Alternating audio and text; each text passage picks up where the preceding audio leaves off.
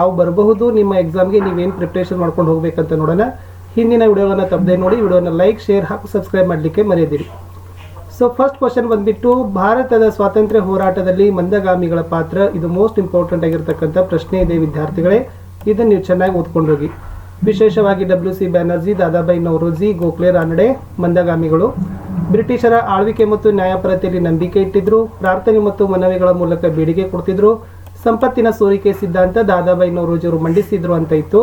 ಇವರ ಬೇಡಿಕೆಗಳಲ್ಲಿ ದೇಶದ ಕೈಗಾರಿಕೆ ಅಭಿವೃದ್ಧಿ ಆಗಬೇಕು, ಸೈನಿಕ ವೆಚ್ಚ ಕಡಿಮೆ ಆಗಬೇಕು, ಉತ್ತಮ ಶಿಕ್ಷಣ ಕೊಡಬೇಕು, ಬಡತನದ ಅಧ್ಯಯನ ಮತ್ತು ಪರಿಹಾರ ಆಗಬೇಕು ಅನ್ನೋದು ಮಂದಗಾಮಿಗಳ ಒಂದು ಬೇಡಿಕೆಗಳು ಇತ್ತು. ಇನ್ನು ಎರಡನೇ ಪ್ರಶ್ನೆ ನೋಡೋದಾದ್ರೆ ವಿದ್ಯಾರ್ಥಿಗಳೇ, ಡಾಕ್ಟರ್ BR ಅಂಬೇಡ್ಕರ್ ಅವರ ಕೊಡುಗೆಗಳನ್ನು ನೋಡ್ಕೊಂಡು ಹೋಗಿ. ವಿಶೇಷವಾಗಿ ಮಹದ್ ಮತ್ತು ಕಾಲಾರಾಮ್ ಚಳವಳಿ ನಡೆಸ್ತಾರೆ. ಬೃಹತ್ ಹಿತಕಾರಿಣಿ ಸಭಾ ಸಂಘಟನೆಯನ್ನ ಬಹಿಷ್ಕೃತ ಹಿತಕಾರಿಣಿ ಸಭಾ ಸಂಘಟನೆ ಸ್ಥಾಪಿಸ್ತಾರೆ. ಸ್ವತಂತ್ರ ಕಾರ್ಮಿಕ ಪಕ್ಷ ಸ್ಥಾಪನೆ, ಮೂಕ ನಾಯಕ ಪತ್ರಿಕೆಗಳನ್ನ ಡಾಕ್ಟರ್ BR ಅಂಬೇಡ್ಕರ್ ಅವರು ಹೊರಡಿಸ್ತಾರೆ ಅಂತಕ್ಕಂಥದ್ದು. ಇನ್ನು ಸಂವಿಧಾನ ಕರಡು ಸಮಿತಿಯ ಅಧ್ಯಕ್ಷರು ಸಹಿತ ಏನಾಗಿದ್ರಪ್ಪ ಅಂದ್ರೆ ಡಾಕ್ಟರ್ BR ಅಂಬೇಡ್ಕರ್ ಅವರು ಆಗಿದ್ರು. ಅಸ್ಪೃಶ್ಯತೆ ಆಚರಣೆ ವಿರುದ್ಧ ಹೋರಾಟ ಮಾಡ್ತಾರೆ. ಬೌದ್ಧ ಧರ್ಮ ಸ್ವೀಕರಿಸ್ತಾರೆ. ಭಾರತ ರತ್ನ ಪ್ರಶಸ್ತಿ ಸಹಿತ ಡಾಕ್ಟರ್ BR ಅಂಬೇಡ್ಕರ್ ಅವರಿಗೆ ಲಭಿಸಿದೆ. ಇನ್ನು ಆಧುನಿಕ ಭಾರತದ ನಿರ್ಮಾಣದಲ್ಲಿ ಜವಾಹರ್ಲಾಲ್ ನೆಹರು ಅವರ ಪಾತ್ರ ಮೋಸ್ಟ್ ಇಂಪಾರ್ಟೆಂಟ್ ಆಗಿರ್ತಕ್ಕಂಥ ಪ್ರಶ್ನೆ. ಭಾರತದ ಪ್ರಥಮ ಪ್ರಧಾನಮಂತ್ರಿ ಜವಾಹರ್ಲಾಲ್ ನೆಹರು ಅವರು ದೇಸಿ ಸಂಸ್ಥಾನಗಳ ವಿಲೀನೀಕರಣ ಮಾಡ್ತಾರೆ. ಭಾಷಾವಾರು ಪ್ರಾಂತ್ಯಗಳನ್ನು ರಚಿಸ್ತಾರೆ. ಮಿಶ್ರ ಆರ್ಥಿಕ ನೀತಿ ಜಾರಿ, ಬೃಹತ್ ಕೈಗಾರಿಕೆಗಳ ಸ್ಥಾಪನೆ, ಪಂಚವಾರ್ಷಿಕ ಯೋಜನೆ ಜಾರಿ, ಆಲಿಪ್ತ ನೀತಿ, ಪಂಚಶೀಲ ತತ್ವ, ವಿದೇಶಾಂಗ ನೀತಿಯ ಶಿಲ್ಪಿ ಅಂತ ಕರೀತಾರೆ. ಇನ್ನು ಭಾರತದ ಸ್ವತಂತ್ರ ಚಳವಳಿಯಲ್ಲಿ ಮಹಾತ್ಮ ಗಾಂಧೀಜಿಯವರ ಪಾತ್ರನೂ ಕೂಡ ಮೋಸ್ಟ್ ಇಂಪಾರ್ಟೆಂಟ್ ಅದ. ವಿಶೇಷವಾಗಿ 1919ರ ರೌಲತ್ ಕಾಯ್ದೆ ವಿರೋಧ, 1920ರಲ್ಲಿ ಅಸಹಕಾರ ಚಳವಳಿಗೆ ಕರೆ, 1930ರಲ್ಲಿ ಕಾನೂನು ಭಂಗ ಚಳವಳಿ ಆರಂಭ. ಗಾಂಧೀಜಿಯವರು 11 ಬೇಡಿಕೆಗಳ ಪತ್ರ ಬ್ರಿಟಿಷರಿಗೆ ಕೊಡ್ತಾರೆ.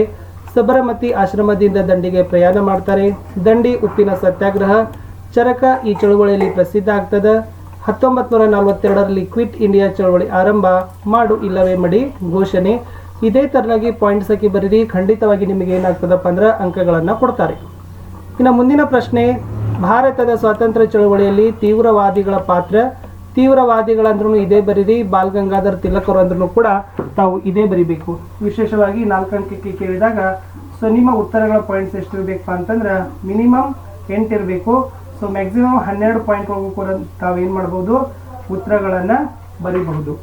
ಇಲ್ಲಿ ತೀವ್ರವಾದಿಗಳು ಅಥವಾ ಬಾಲ್ ಗಂಗಾಧರ್ ತಿಲಕರ ಪಾತ್ರದಲ್ಲಿ ವಿಶೇಷವಾಗಿ ಯಾರ್ಯಾರು ತೀವ್ರಗಾಮಿಗಳಿದ್ರು? ಲಾಲ್ ಬಾಲ್ ಪಾಲ್, ಬಂಗಾಳ ವಿಭಜನೆ ವಿರೋಧ, ಸ್ವದೇಶಿ ಚಳವಳಿಗೆ ಕರೆ, ಪೂರ್ಣ ಸ್ವರಾಜ್ಯ ಪಡೆಯುವ ಗುರಿ, ಸ್ವರಾಜ್ಯ ನನ್ನ ಜನ್ಮಸಿದ್ಧ ಹಕ್ಕು, ಅದನ್ನು ಪಡೆದೇ ತೀರುವೆ ಅಂತ ಘೋಷಣೆ, ಧಾರ್ಮಿಕ ಹಬ್ಬಗಳ ಮೂಲಕ ಬ್ರಿಟಿಷ್ ವಿರೋಧಿ ಭಾವನೆ ಬೆಳವಣಿಗೆ, ಗಣೇಶ ಹಬ್ಬ, ಶಿವಾಜಿ ಹಬ್ಬ ಕರೆ, ಕೇಸರಿ ಮರಾಠ ಪತ್ರಿಕೆ ಆರಂಭ, ಹೋಮ್ ರೂಲ್ ಚಳವಳಿ ಆರಂಭ, ತಿಲಕರು ಗೀತಾ ರಹಸ್ಯ ಅಂತಕ್ಕಂಥ ಪುಸ್ತಕವನ್ನು ಬರೀತಾರೆ. ಇನ್ನು ಸ್ವಾತಂತ್ರ್ಯ ಹೋರಾಟದಲ್ಲಿ ಕ್ರಾಂತಿಕಾರಿಗಳ ಪಾತ್ರಗಳನ್ನು ಕೇಳಿದರೆ, ಸೊ ಕ್ರಾಂತಿಕಾರಿಗಳ ಮುಖ್ಯ ಉದ್ದೇಶ ಪೂರ್ಣ ಸ್ವರಾಜ್ಯದ ಕನಸು ಇತ್ತು. ಮುಂದೆ ಏನು ಬರಿಬೇಕು? ಇವರು ಹಿಂಸಾತ್ಮಕ ಮಾರ್ಗವನ್ನು ಅನುಸರಿಸ್ತಿದ್ರು.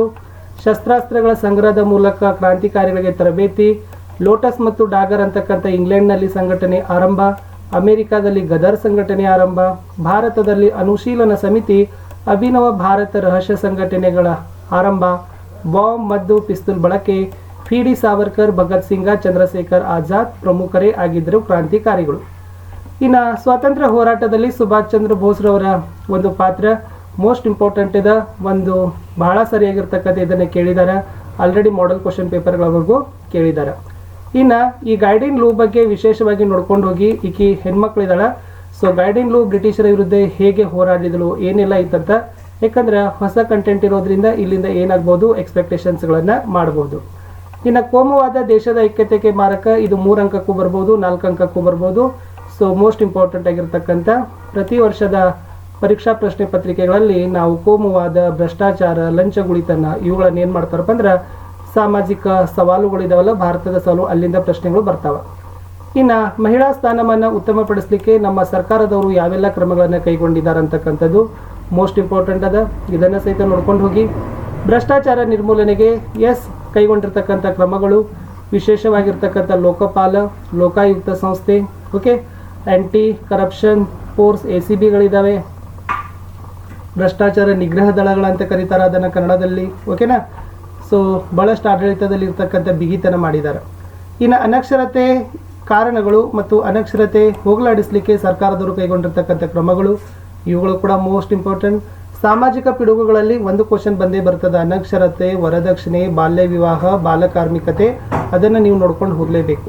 ಓಕೆ, ಭಾರತದ ಭೂ ಬಳಕೆಯ ವಿಧಗಳನ್ನು ಕೇಳಿದರೆ ಇವುಗಳನ್ನು ಬರೀರಿ. ಎಸ್, ಆಲ್ರೆಡಿ ನೀವೆಲ್ಲರೂ ಓದಿದ್ದೀರಿ, ಬಟ್ ಈ ಕ್ವಶನ್ಸ್ಗಳನ್ನು ಹೆಚ್ಚು ತಾವೇನು ಮಾಡ್ಕೊಂಡು ಹೋಗಬೇಕು, ಪ್ರಿಪ್ರೇಷನ್ ಮಾಡಿ ಈ ಥರ ಪಾಯಿಂಟ್ ವೈಸ್ ಬರೀರಿ. ಖಂಡಿತವಾಗಿ ನಿಮ್ಗೆ ಏನಾಗ್ತದಪ್ಪ ಅಂದರೆ ಸ್ಕೋರ್ ಕೊಡ್ತಾರೆ. ಕೃಷಿ ವಿಧಾನಗಳು, ಇದು ಮೋಸ್ಟ್ ಇಂಪಾರ್ಟೆಂಟ್ ಅದ. ಗೋಧಿ ಮತ್ತು ಕಬ್ಬು ಬೆಳೆಯಲು ಬೇಕಾಗಿರ್ತಕ್ಕಂಥ ಅಂಶಗಳು, ಸೊ ಅದರ ಹವಾಮಾನ ಹೇಗಿರಬೇಕು ಅದನ್ನು ನೋಡ್ಕೊಂಡು ಹೋಗಿ. ಭತ್ತ ಬೆಳೀಲಿಕ್ಕೆ ಇರತಕ್ಕಂಥ ಅವಶ್ಯಕವಾದ ಅಂಶಗಳು.